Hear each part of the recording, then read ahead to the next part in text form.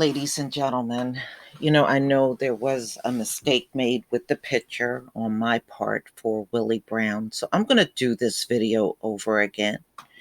And the reason why I'm doing it over is because I didn't like the fact that so many people focused on the picture and not enough on what happened to this man. And this is not the same Willie Brown that Kamala Harris dated. This man is 38 years old, so he's way younger, totally different person. And he should never have gone out the way that he did. So, as we know, this is his GoFundMe. And what I will do is I will leave the link to his GoFundMe in the description box. As you can see on the screen, I made a donation. And, my prayers going out to his family, especially his children who don't have their father anymore. And over what? And this is right there in Sacramento, California, California that claims to be a very liberal state, which is just turning out to be just another racist location in America and nothing more than that. So many of you know there are no brain activities at this time.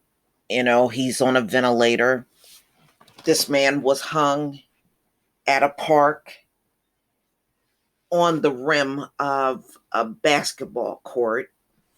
Wow. This is just a tragedy, just like many of the other hangings in America is a complete tragedy. And we know this is going to go unsolved. Ladies and gentlemen, never forget this one thing.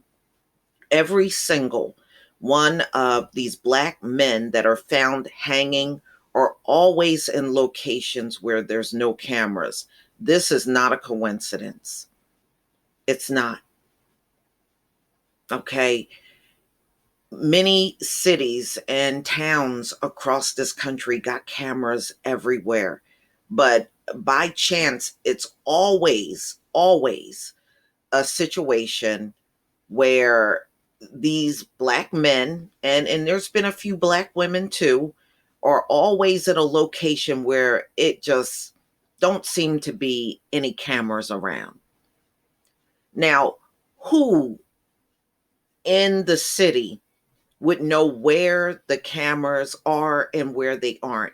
People that work for the local government, they know where the cameras are and they know the locations where there are no cameras. Don't be fooled by this for one moment. These are deliberate acts. These are not suicides. They're trying to play us for fools as usual, which they have done all throughout history. Think they are just outsmarting us by telling us things that we know don't even sound right. The chances of a Black man going out through suicide by lynching himself is downright laughable. There are so many ways to kill yourself, but a Black man is going to kill himself the way that historically white mobs have killed him throughout history. It is just not even logical for anybody to believe that. Black men are not lynching themselves in the same manners that white mobs did it to them. It is just not happening. You know how easy it is just to take a bunch of pills and end it all, or even shoot yourself. But you're going to choose hanging? Come on. No, especially for a Black man. Not even believable, y'all. Not even believable. But this is what they expect us to believe, because if it's ruled attempted suicide or a suicide, because this man is still living, he's on a ventilator, but no response. It's easy to say suicide because then they don't have to spend any time on investigating anything. They don't have to implicate anybody as a suspect. So it eliminates everything. And whoever did it, they're free. They're free. Ladies and gentlemen, just like no one got in trouble for lynching Black men and women in the past, they're going to go above and beyond to make sure they don't get in trouble here in 2020 either. You know, these folks never change. They just repeat the same cycle over and over again because they don't know what else to do. They don't have the ability to do anything different. Remember, these are the greatest duplicators on earth. Although I think the Asians are actually better at it, and the Asians been around longer. But these people are the best duplicators. And if they weren't that, why do we keep seeing them repeat the same thing over and over and go through the same cycles? I mean, even their recessions are duplicates of each other. If you go and look at all of the financial crashes in this country, they're very similar to each other. The recessions are very similar to each other. They don't change. They don't change. But, ladies and gentlemen, my heart goes out to this family.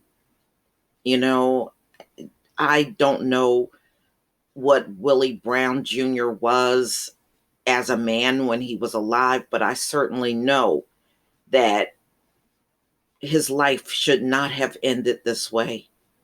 He shouldn't be on a ventilator. He should be enjoying his life with his children. But at this time, he can't do it. And, you know, as far as waiting for the police investigation, the police are just sitting there waiting for the right time to come out and say it was an attempted suicide. You know, we know what these folks are going to do before they even do it. They don't want a federal investigation. And they didn't even want an investigation done back in the day. But one thing we do know, all throughout history, many innocent people have been hung. You know, I watched a show back in, it must have been in the early part of 2000. And the FBI went back and investigated the old lynchings that took place, and the accusations that were made against the person that was killed. And in all of the cases, ladies and gentlemen, they said they have found no evidence of a crime being committed. So that right there just pretty much verify they lynched our people for sport. Making up a crime just justified it for them. That is sick. It's sick. It's the kind of sickness I want no part of. So, as you can see, lynching is not the thing of the past. It is very much alive and well in 2020, and it will be alive and well in 2021. Because as these things continue to happen, you're going to have the same faces historically justifying the whole thing to you. Oh, well, that was a suicide. Sandra Bland, wow, that was a suicide. Yeah, and you notice they put her in the part of the prison where there's no cameras. Just notice that consistency. Whenever, even if you're behind bars, they will take you to a location in that prison where nobody can see who's in that cell with you and who did anything to you. Nothing has changed. So, ladies and gentlemen, I don't want what happened to this man to get lost on a wrong picture that was posted by me. I want you to focus on what happened to him and, you know, and what his family is going through right now. Just looking at these pictures, his children were all young, you know, at an age where they really needed their father and needed his time and attention. And it's so unfortunate that as young as they are, they don't really have him anymore. They said right now there is, his lungs are functioning with the help of a ventilator, but there's no brain activity. So to his family, you know, I will definitely keep you in my prayers. And I'm glad they went beyond that gold. And, the goal was $7,500. I'm glad they went past that amount. And if you're able to give to this family, do so. If you can't give, you know, when it comes down to healing and prayer, you can do that as well if you don't have the funds to give. I understand we're all in very different financial circumstances. But y'all, please tell me what you think. And I want to thank Strategic Warrior in Training for putting the GoFundMe in the comment section of my other video. I'm going to go ahead and unlist that video since it's not the correct photo.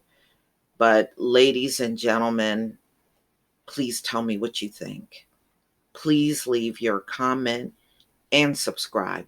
Don't forget to hit on the notification bell, and I'll see you on the next video. Peace, family.